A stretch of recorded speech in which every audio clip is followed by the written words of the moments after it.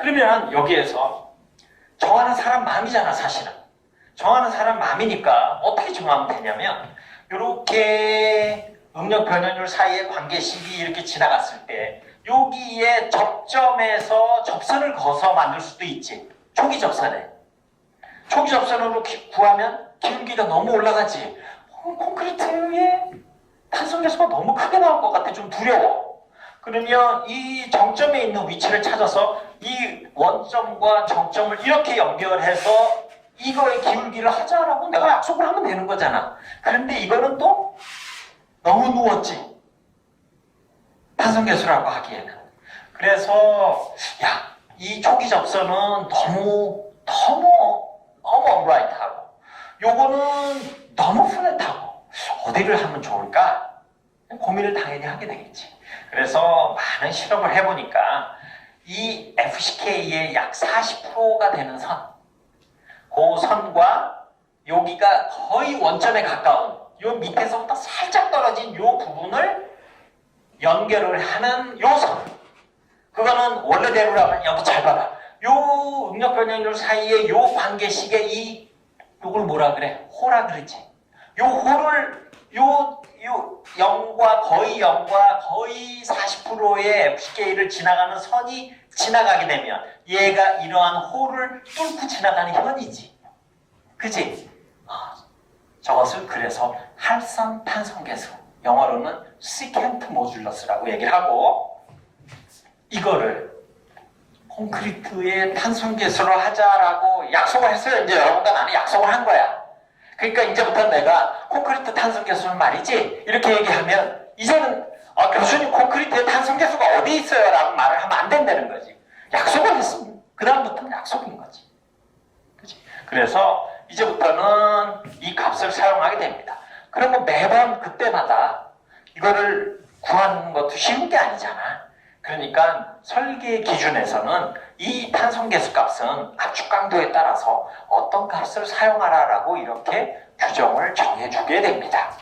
그래서 예를 들면 이제 할선 탄성계수 시켄트 모듈러스, 즉 이 호를 가로질르는 요거의 기울기를 콘크리트의 탄성계수를 하자고 우리가 약속을 한 거니까 그거 이제부터 내가 얘기하는 콘크리트 탄성계수는 여러분들이 다 그거는 스캔트 모듈러스구나, 할선 탄성계수구나, 약속을 한 거구나, 이거를 잊어먹으면 안 되고, 고맙게도 설계 스펙에서 이렇게 EC, 그러니까 영수 모듈러스예요. 그래서 EC는 0.077 콘크리트의 단위 중량의 1.5승의 3승분 루트 FCU.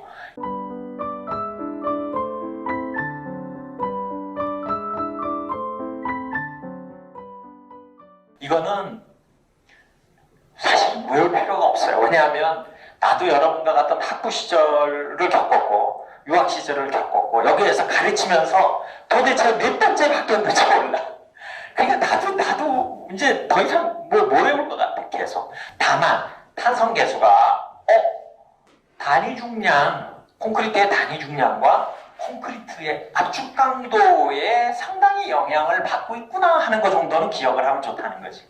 근데 이건 더욱더 내가 외우라고 얘기를 못 하겠는 게 우리나라 코드는 우리나라에서 딱 만든 경우가 별로 없어요. 그래서 대부분 일본에 있었던 코드를 따라오게 되고 구조 같은 거 설계할 때는 일본에 있는 코드를 따라오게 되면 우리랑 거기랑 매진에 대한 그 레벨이 다르잖아. 너무 과설계가 되는 거야. 그렇기 때문에 구조나 이런 쪽의 설계 스펙은 미국 거를 따라오게 됩니다. 미국 거를 따라와서 미국이 2020년에 코드를 바꾸면 보통 걔네들은 3년 주기로 바꿔요. 2020년에 바꾸면 우리는 2017년에 있었던 미국의 코드를 주로 조금 이제 번역을 해서 쓰다가 2020년에 코드가 바뀌면 또 2020년 코드를 가지고 움직이게 되는 거예요. 새로 바뀐 미국의 코드, 그러니까 우리가 아직 개정되지 않은 우리나라의 코드, 그 코드 값에서는 이 값이 또 바뀌었어요.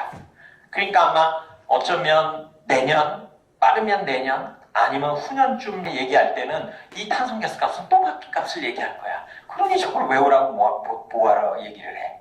그치? 필요 없지. 여러분들이 사회에 나와서 이런 것을 사용할 기회가 있을 때 이 값은 어떤 값이 될지 그때 또 내가 예측할 수가 없다는 거죠. 그래서 여기 보게 되면 단위 중량의 1.5승, 그래서 0.077의 단위 중량의 1.5승 3승분 루트의 FCU인데, 이 FCU는 설계 기준 강도의 델타 F만큼으로 더해지게 되고요. 요 FCK가 아주 고강도일 경우에는 요 델타 F가 6MPa이 되고 40MPa, EI 강도의 경우에는 4MPa이 되고, 그 사이에는 인터폴레이션을 통해서 구할 수가 있다라고 하는 겁니다. 여러분들이 만약에 실험을 했다면 이런 압축 강도 테스트를 할 때 여기에 익스텐소미터라든지 그런 것들을 다 붙여서 변형도 재고 탄성계수도 재고 그런 걸 다 잴 수가 있어요. 그래서 요 공식을 일반적으로 많이 사용되고 있는 철분 콘크리트의 단위 중량이 빤하니까 거기에다가 철분 콘크리트 2350이라고 하는 MC값을 여기다가 집어넣고, 그죠? 그 다음에 그거를 집어넣으면 8500 3승분 루트 FCU, 요거는 맘만 먹으면 외울 수 있는 형태로 바뀌었네 드디어, 그지? 잊어먹을 때 잊어먹더라도 눈에 딱 들어오죠. 보통 철콘의 경우에 단위 중량이 2350이기 때문에 여기에다가 조식을 집어넣게 되면 탄성계수는 8500 3승분 루트 FCU가 뭐였지? 설계 기준 강도 FCK 플러스 델타 FU였는데 그거는 42하일 때 60 이상일 때 그 사이에는 보관법으로 구했었지. 자, 활성 탄성계수에 대한 약속, 이건 매우 중요할 수밖에 없어요. 왜? 변형을 구하는데 저 이 값을 모르고 구할 수가 없거든. 그치? 그래서 이 부분에 대한 탄성계수 값이 매우 중요하다라고 하는 거. 이제 여러분들이랑 약속을 했고, 자, 여러분 탄성계수가 어떻게 돼요? 라고 이렇게 얘기하면, 그거는 교수님과 여러분들과 많은 설계하는 사람들이 약속을 한 활성 탄성계수 시켄트. 엄밀하게는 존재하지 않았을지도 모르는 그 탄성계수 값을 이렇게 하기로 했구나. 그래야 384 2i분의 WL 4승, 48 2i분의 PL 3승, 여기에서 처짐을 구할 수가 있지. 그치? 그래서 그게 되게 중요하게 됩니다. I 값은 직사각형 단면에 12분의 BH 3승 이런 거 아직도 기억나지? 그러면 콘크리트 똑같이 BH로 되어 있는 그 콘크리트 단면을 가지고 단면 2차 모멘트를 구하면 12분의 BH 3승으로 구할 수가 있겠지. 이 값은 저렇게 해서 구할 수가 있겠지. 그러면 콘크리트로 만들어진 그 보의 액션, 그 프랙셔널한 루지리티, EI 값을 구할 수가 있잖아. 그치? 근데 콘크리트는 호모지니어스한 균질한 재료가 아니에요. 난 호모지니어스야. 콘크리트로 된 볼을 만들었다면 일반적으로 여러분들이 재료역학에서 했던 파괴될 때까지 I 값이 12분의 BH 3승이라는 것이 콘크리트엔 적용이 안 돼. 맨 처음에 이렇게 힘을 받으면 처음에는 말짱하다가 그 취약한 인장 때문에 균열이 생기게 되지. 균열이 일단 생기면 전 단면에서 균열이 생기면 전 단면을 못 써먹는 건 확실하잖아. 그러면 12분의 BH 3승이라고 하는 단면 2차 모멘트 값을 쓸 수가 없지. 균열이 발생하고 그렇게 되기 때문에. 그렇기 때문에 콘크리트 구조에 있어서는 I 값도 매우 구하기가 예민해지고 이 값도 구하기가 굉장히 어려워져요. 그럼에도 불구하고 이 값을 우리는 여지껏 많은 데이터를 구축한 거에서부터 그거를 분석을 해서 이 값은 이렇게, I 값은 또 아직 얘기하지 않았지만 이렇게 구할 수 있다라고 이렇게 얘기를 하게 되는 겁니다.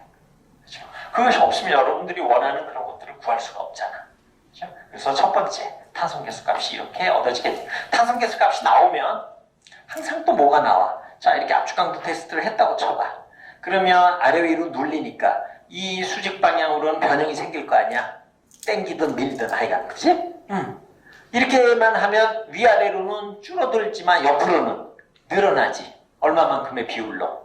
포아슨스 레이쇼, 포아송비만큼. 그래서 이 변형을 얘기할 때 포아송비도 매우 중요합니다. 그래서 보게 되면 아까 그 식에서도 알 수 있었겠지만 압축 강도가 이렇게 늘어나면서 탄성계수 값이 이렇게 거의 비례적으로 늘어나는 것을 알 수가 있어요. 그래서 이러한 실험의 결과로부터 아까의 탄성계수 값이 이렇게 실험적으로 경험적으로 얻어지게 되는 거지. 이 실험을 해보면 이만큼 압축으로 우리가 쭉 누른다고 치면 이렇게 쭉 누른 만큼 옆으로 늘어날 거 아니야. 그 그거를 실험 결과를 분석을 해보니까 콘크리트의 포화성비는 대체로 0.15에서 0.2 사이의 값을 보이고 설계할 때, 나중에 여러분 설계할 기회가 있을 거예요. 근데 손으로 요새 설계하는 사람은 없잖아. 그치? 컴퓨터 프로그래밍을 쓸 때 재료 물성으로 포화선수 레이쇼는 약 0.18 값을 많이 사용을 하고 있습니다. 그래서 포화선수 레이쇼 탄성계수가 저런 의미를 갖는구나 하는 것들을 꼭 기억을 해주고, 활성탄성계수의 개념, 약속의 개념, 그럴 수밖에 없었겠구나. 그럼에도 불구하고 내가 왜 탄성계수 값이 필요했던 거지? 나중에 I 값도 오고 되게 궁금하네. 균열이 있을 때는 전단면을 분명히 못 쓰니까 12분의 pH 상승을 다 못 쓸 건데 이거를 어떻게 고려할지, 그런 것들에 대한 생각과 기대를 가지고 이렇게 수업을 들으면 훨씬 더 재미가 있을 겁니다.